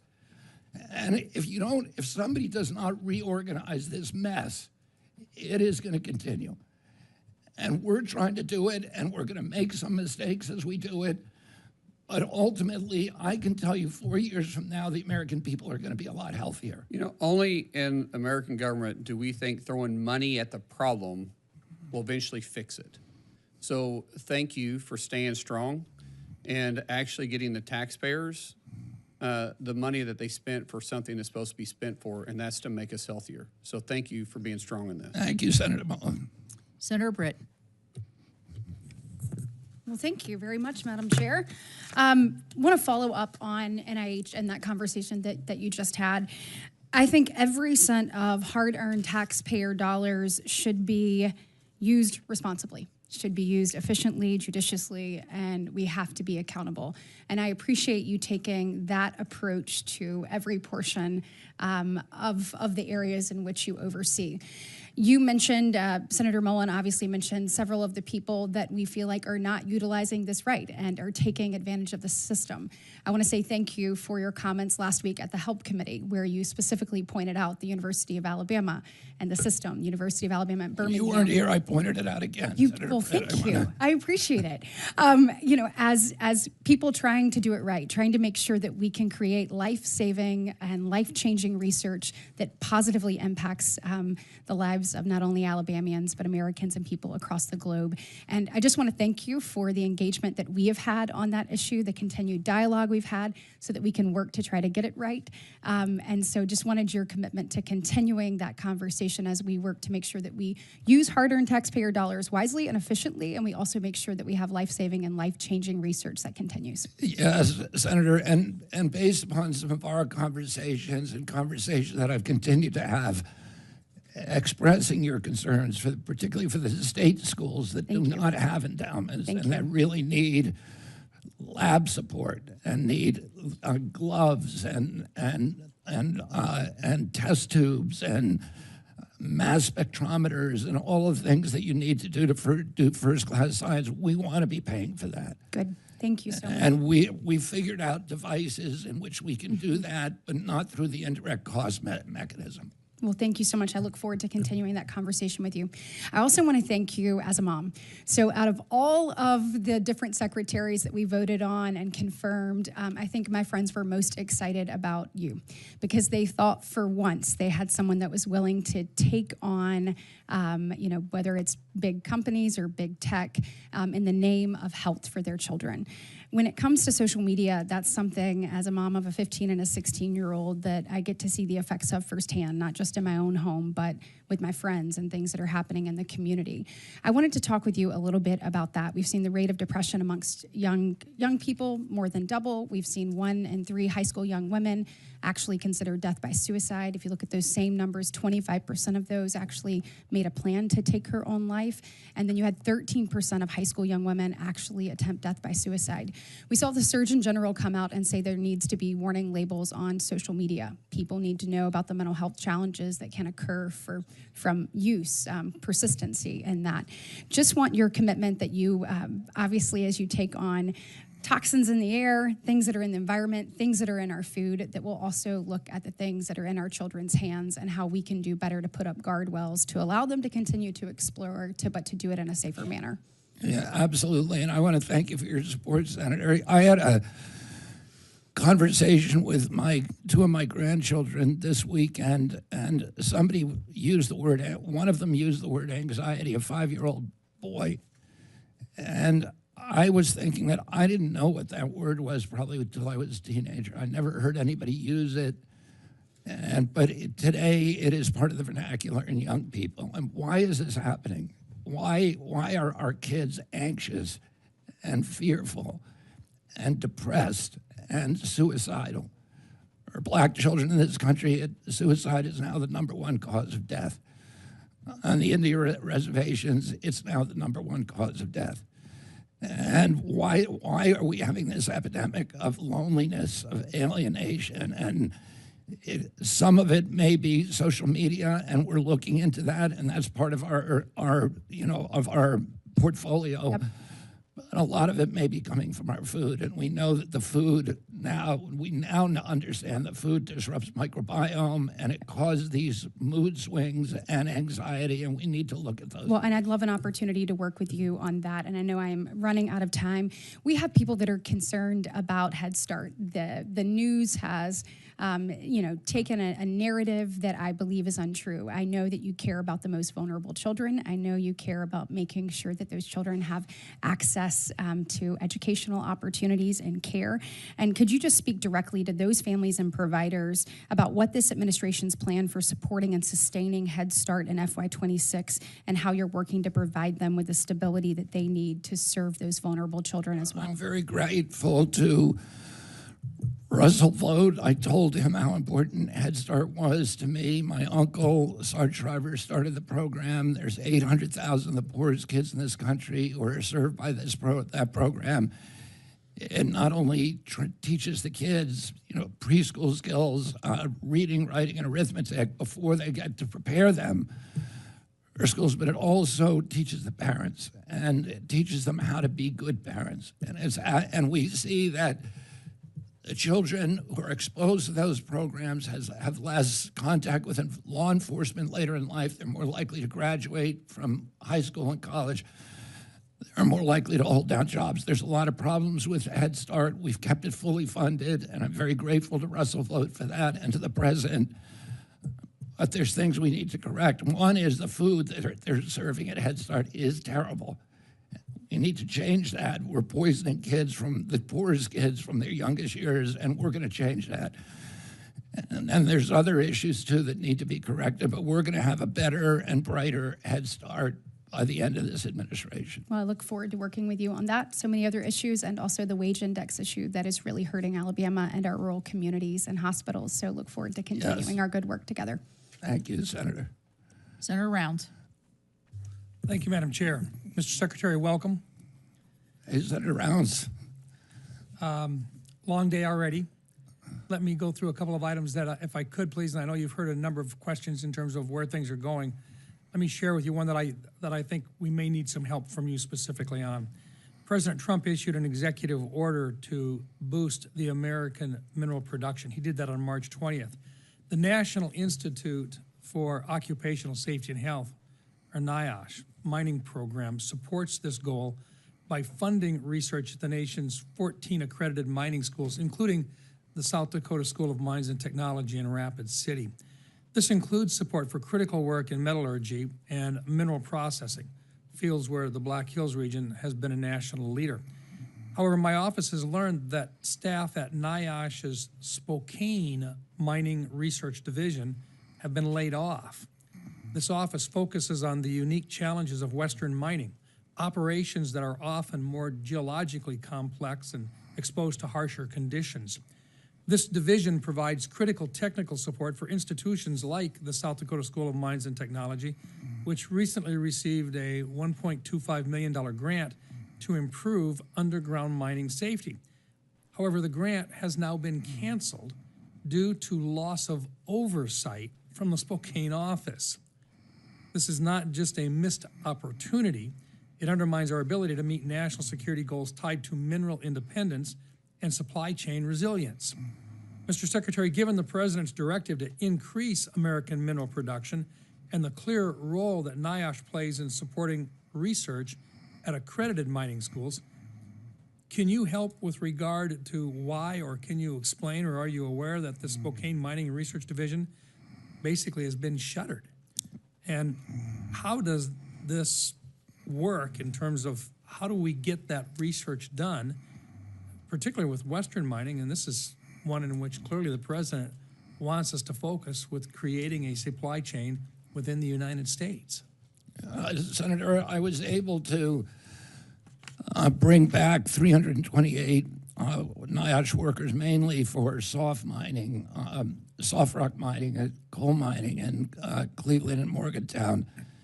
And to reinstate some of those other jobs, I will work with you. I've spent a lot of time, as you know, in your state. I've been many friends who are working at the mine up in Deadwood and Leeds, South Dakota. I've been myself to the bottom of that mine many times. I understand the health concerns and how brave you have to be to undertake that kind of work. We need to protect our minors. We need to protect them because they are the future of our country. You would work with us to find a path I want to forward. work with you on that, and I hope you'll contact my office. Absolutely, Mr. Secretary, be happy to, and just wanted to bring it up because this is one that we need to get fixed. So I appreciate your looking into it. Also, since 1995, NIH has invested nearly $1 trillion into U.S. biomedical research. In 2021, the Biden administration updated NIH's data management and sharing policy to promote greater transparency and accessibility, yet much of the research data remains siloed, inaccessible, or trapped in outdated formats, making it difficult and costly for innovators to use. This limits the impact of taxpayer-funded discoveries. To address this, I've sponsored the GUIDE Act with Senator Heinrich to modernize federal data systems, making sure that they are AI-ready and accessible for responsible innovation. Secretary Kennedy, what are the main barriers, technical or institutional, preventing NIH from creating clean, modern, accessible data sets that drive discovery and innovation? One of the most exciting things that I'm most excited about in running this agency is the opportunity, the unique opportunity we have now to update those computer systems to crush down those silos, which we are doing. And a lot of that is just bureaucratic inertia. And what we found is a lot of, I actually learned that in order to get access to CMS data for another one of my agencies that wanted to study that data for healthcare purposes, we had to buy it from another agency there. So they're hoarding the data and they're selling it. It makes no sense. And we are bashing down all of those barriers. And we're going to digitalize our data. We're going to depersonalize it. We're going to put it on AI, and we're going to make it public through data sharing agreements that allow people all over the country to access it and take advantage of it. Let me throw you one. And I look forward to that legislation because I want to say this. We have been able to recruit the top minds in Silicon Valley to come into the agency, people who've walked away from billion-dollar corporations, not because they want prestige or they want position. They are there because they want to transform the agency by making it AI friendly. I spent yesterday all day talking with the innovators from private industry about how to get them that kind of data. So it's a huge priority for me, and I look forward to working with you on it. Mr. Secretary, thank you. And my time has expired, but with permission of the chair, I need to offer one softball question for you.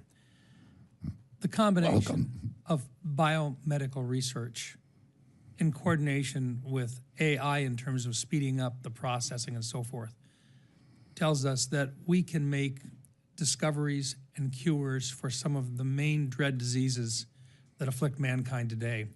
And we can do it within a very short period of time period, which not only would save federal taxpayer dollars in terms of long-term treatment, but also improve the quality of life for millions of Americans and families throughout the world.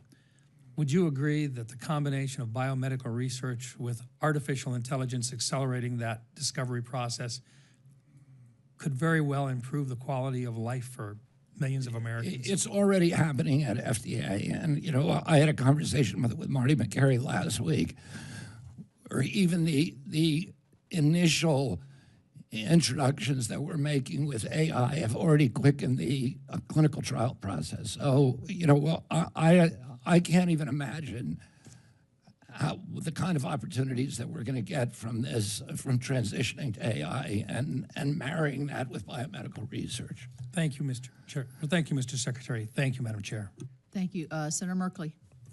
Thank you very much, Madam Chair, and good to see you, Mr. Secretary. And I wanted to address a topic that I think you and I may have similar thoughts on, perhaps the President has similar thoughts on, and that is real concern about the high cost of medicines in the United States of America. Back in October of 2018, President Trump, in his first term, noted that it's not acceptable that Americans are charged more than others in the developed world, and that we should be the most favored nation.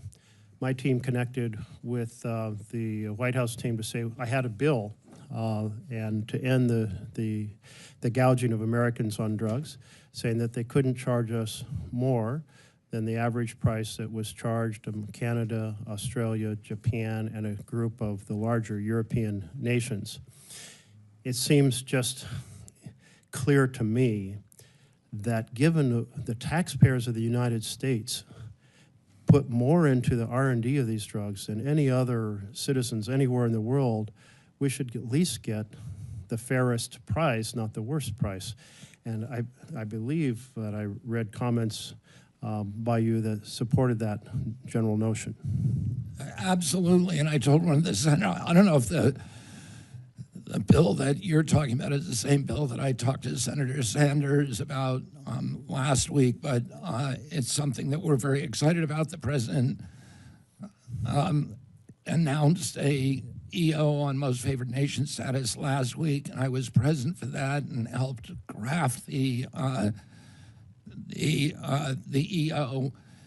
And we are already in negotiation with the drug companies to discern the ways that they're going to comply with that. So it's something the president is committed to. I'm committed to. Why do we spend it? Why can an American fly to London and buy Ozempic for $88 a dose, and from the same factory in New Jersey, in the same package from New Jersey that he buys in New York City, or at a list price for $1,300? Thank you. No, it's outrageous, and the difference. Senator Sanders is a sponsor of my bill and Price Gouging for Medications Act. The difference between his bill and mine is that I should say we should get the lowest price at which those companies are selling it to those major countries. His bill says the average price, but it's a slightly different set. But it's essentially the same concept. You offered to work with Senator Sanders toward his bill, but can you extend that same to the group of folks behind my bill or any bill that accomplishes this? Absolutely, Senator. Thank you. You have my enthusiastic partnership in that. I look forward to really working with you, and I know President Trump has again expressed, you mentioned the EO. The EO kind of summons the pharmaceutical companies to negotiation. I hope the negotiation, if it doesn't produce substantial results, and by the way, I'm saying it should be negotiated for everyone, not just Medicare, not just Medicaid. Like no one in America should have to pay more than what we pay. And I think that's the general sense that you have, is not just if you're over 65, you should get a fair price. Everyone should get a fair price. That is our position, too. Yes, thank you. I wanted to turn to the reconciliation bill, and I apologize. Maybe this has been covered while I was over in Foreign Affairs, but I wanted to understand express my concerns about the possibility of nearly 14 million Americans losing coverage. The bill, as it hasn't come out of the House yet, but is the administration trying to work to get the version that came through the Rules Committee and the ENC Committee modified so that we do not lose Medicaid coverage? Well, I think there's two issues. One is for Obamacare, and the other, which is that 13 million that you're talking about. The numbers that we're looking at are 8.5 million on the Medicaid, and the Medicaid, Obamacare is a little different, and that's the issue of the extension of the tax credits. Medicaid is the cuts there are not really cuts; they're basically cuts in the growth of the program. And those cuts are to eliminate waste, fraud, and abuse. And I don't want to just use those words. And I talked about this a little before. There's 1 million people that we've been able to identify that are collecting Medicaid in 2 different states, which is illegal. There's 1 million people that are collecting Medicaid and Obamacare, which is illegal. There's 1 million illegal aliens who are collecting Medicaid, and they will be eliminated. The remaining people are all people who are able-bodied, who do not want to meet the minimal standards that President Trump is establishing, that they either have a job, they have a part-time job, they're looking for work, or they're getting an education. So I hear your arguments. I have seen evaluations of this program that consider it to go far beyond just that sort of, I support the waste, fraud, and abuse of people double enrolled in various programs. But one of the things, for example, is we had a government efficiency so people could enroll in SNAP and Medicaid at the same time. That's being severed, which makes it, if you're a single parent, you're raising a couple kids, you're working 2 or 3 jobs or minimum wage jobs, and at the same time you have to go in every 6 months and revalidate your income, apply for 2 separate programs. I mean, the reality is it's extraordinarily different for ordinary struggling families to do that. And the goal is to cut down the number of people by making it difficult. And I don't think we should make it difficult for folks who are trying to be on their feet and raise kids. I wanted to note that the loss of people enrolled in Medicaid, and I consider health care a right, not something that is you achieve because you're wealthy enough to buy it. I think every developed country but the U.S. has said health care is fundamental to a thriving population, so they strive to make sure everyone can have access rather than trying to create obstacles to access. So I'm concerned about this obstacles to access approach. But where I'm really hearing from are our rural health care clinics and our hospitals, because they are on the edge right now and they are shutting down birthing centers. They did so in Baker. I have a picture of your father when he was in Baker, well, during his presidential campaign. And so now people have to go down in Eastern Oregon where there's horrific winter storms, an hour to get to a birthing facility, or more than an hour. Anyway, I'm concerned about these rural clinics and hospitals that are on the edge going to be shut down when a lot of people won't be able to pay. If I could interject here, sorry, Senator. Am I over time? Yeah, you're over time. But it's such and Senator Bo's been here the whole time, and the Secretary's up against those hospitals. a hard I'm stop. happy to talk to you. I appreciate that your civility in here today, and I'm very, very anxious. I agree with you on all the issues that you talked about. If you call my office and want to talk about it, I Great. would like to. I will absolutely follow up. Thank you very much. Okay, Senator. Thank you, Madam Chair and Ranking Member, again for having this important hearing. Thank you, Mr. Secretary, for being here. Cancer remains one of the leading causes of death in the U.S., as you know, and early detection through screening is critical to improve outcomes, reducing long-term health care costs. The national... I didn't hear what you said. I said that early detection through screening of cancer cancer, is okay. critical to improving outcomes and reducing long-term health care costs. I'll try not to mumble. So, National Cancer Institutes are designated cancer centers that deliver cutting-edge cancer treatments to patients in communities across the United States. Yet there are no NCI-designated cancer centers in Arkansas, Mississippi, or Louisiana, states with some of the highest cancer mortality rates in the country. Arkansas has been working really hard on that designation for the last several years. We know that strong federal partnerships are essential. We really would like your help as we go forward with that, again, in providing this ability.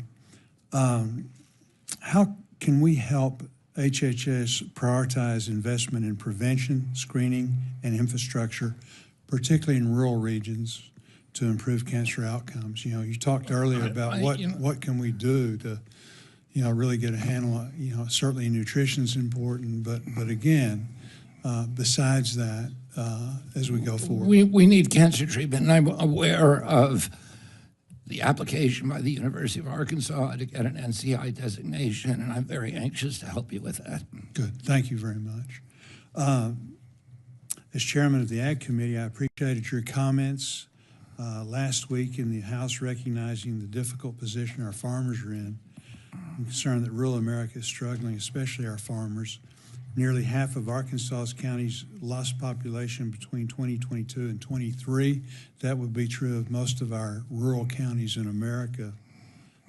Farmers and rural Americans often face barriers to accessing health care and including provider shortages and transportation challenges. Providers in rural communities struggle to keep the doors open, leading to gaps in care. Programs like the Rural Residency Planning and Development Program will be especially effective in helping train and retain physicians in underserved rural areas. We're in the process now of working on a farm bill, doing some things to support not only the farmer, but rural America in general. How can we partner with you? How can we partner with the HHS to develop sustainable health infrastructure that ensure that federal policies help attract and retain providers in healthcare deserts? We have a number of programs under HRSA that are intended to do just that. One of them is the 340B program, which is very controversial. It's now under litigation. But we understand the importance of that program to rural hospitals. The GME program, which is designed to get providers, badly needed providers, into those regions. I would also stress that we're about to see a revolution in AI, and AI, I had a showcase of an AI nurse yesterday, which is just an extraordinary innovation that could revolutionize health delivery in rural areas. We met with companies that are building apps that are now used by millions of people that give direct access to health records and give transparency and the ability for people to immediately discern, and wearables also give the capacity for people immediately to discern which direction they're going in on a whole parade of metrics, and allow you to, even as you eat food, to in real time evaluate what it's doing to your body and to take control of health. And I think in rural areas, particularly those areas that don't have access to hospitals, that it's going to revolutionize. I'm very excited about that as an innovation that can transform rural health care. But I also understand we got to keep those institutions in those regions because they're important economic drivers. And for people who really do need to visit an urgent care or an emergency room, they're life-saving. So I want to work with you and do everything that I can, and the other senators, both Democrats and Republicans, want to make sure that the 60 million Americans who live in rural areas and who are critical to our culture, to our economy, to our history, and to every other value, that it's critical to keep them in those areas and healthy. Thank you very much. Thank you, Madam. Thank you, Mr. Secretary. I know you have a hard stop at noon, but we've got one more question here. Senator Schatz, and then we will wrap up very quickly. Thank you. Thank you, Chair. Thank you, Secretary, for the extra 5 minutes. Good to meet you. I want to tell you a little bit about my dad. Dr. Irv Schatz was the first physician on the record to question the ethics of the Tuskegee experiments. For years, the United States Public Health Service withheld penicillin from African-American men with syphilis to, quote, study the disease process. And so I'm thinking of my dad when I ask about a statement you made during last week's HELP hearing questioning the recommended childhood vaccine schedule and implying that these vaccines should be tested in children against a placebo control like a saline shot. I just want you to know this is not a gotcha. I'm hoping that I misunderstand what you're talking about. Placebos exist, placebo-controlled trials exist in the existing vaccine approval process. Are you suggesting something different than that? There are placebo-controlled trials, Senator. And by the way, my uncle, Ted Kennedy, in 1975, held the hearings that ended the Tuskegee experiment. And so I'm very, very familiar, and I've met some of the people who actually suffered from that. Under the current vaccine schedule, none of the vaccines, with the exception of COVID, have ever experienced a safety trial pre-licensure that involves an inert placebo. None of them. COVID's the only one. And I don't think that it's ethical to go back and retest those vaccines against a placebo, if that's what you're suggesting. That's what I'm trying to clarify. And No. But you know what? The Cochrane collaboration in 2016 published a study that showed that the predictive capacity of placebo-controlled trials, which are the gold standard, is actually not any better than good observational trials and retrospective trials. So we can do those kind of studies without subjecting people to an unethical experiment. That's all I wanted. This is not a gotcha. I wanted to just clarify that we're not contemplating population-wide studies. Okay, great. And they do, just to clarify, they do have efficacy tests against placebos, but they don't have safety testing. It's a biological fact that as an Ashkenazi Jew, I'm more likely to carry the Tay-Sachs gene. We know that rural Americans are less likely to receive preventative health services than people who live in cities. We know that liver cancer is more than twice as common among Asian Americans than white Americans. I just want to clarify, as the administration attempts to root out what they consider to be DEI, that we are not characterizing biological differences between the sexes, among races, among people who live in different parts of the country, and the study of those, because obviously in the administration of care, whether it's medicine or other health care, we want to know how different people respond to different courses of treatment or preventative care or whatever it is. I'm assuming you don't think that's DEI. Is that fair? No, absolutely not, Senator. And you know, I was talking before you got in here that we worked with Senator Tim Scott on a very, very innovative program that we approved 3 weeks ago in South Carolina to deliver a new cell therapy to people, to every person in South Carolina who has sickle cell disease. Right. There are all kinds of diseases that affect certain races that have manifest sexual dimorphism, and that's nothing to do with DEI. Okay, so I think the challenge is, and this is not just your agency, but really government-wide, is that the first cut at eliminating, scrutinizing, freezing, reforming grants, projects, lines of funding has been this basically sophisticated version of Control F, where you look for the word gender, or you look for the word race, or you look for the word equity. And I would just ask you to relook through your departments at whether or not some of this stuff got swept up accidentally, and it's not some PowerPoint presentation to your workforce to divide them according to race and tell people what words to use to describe themselves or others, but rather a kind of foundational aspect of medical research. And I just would like to be reassured that you're taking a second look after the kind of first Doge script was written to flag anything that could be problematic from the standpoint of the Trump administration. We are doing that, and we've already rectified a number of studies that were eliminated based upon those presumptions because they fit because the search terms made them look like they were DEI. And when that happens, people call me, and I call Jay Bhattacharya, and I say, will you take another look at this? And in several cases, he's reinstated them. We do not want to lose that kind of science. Thank you. Thank you. Thank you, Senator. Senator Baldwin's going to make a quick statement, and then I'll wrap it up. Yeah, Secretary Kennedy, I do want to make sure that we correct the record on the lead program that we've been discussing back and forth last week in this. There are no staff on the ground deployed to Milwaukee to address the lead exposure of children in schools, and there are no staff left in that office at CDC because they have all been fired. I look forward to working with you to reestablish that. It sounds like you have a commitment to that, but we need staff in order to make it function. I do have some further questions for the record, and understand that we will have an ability to submit those. Yeah.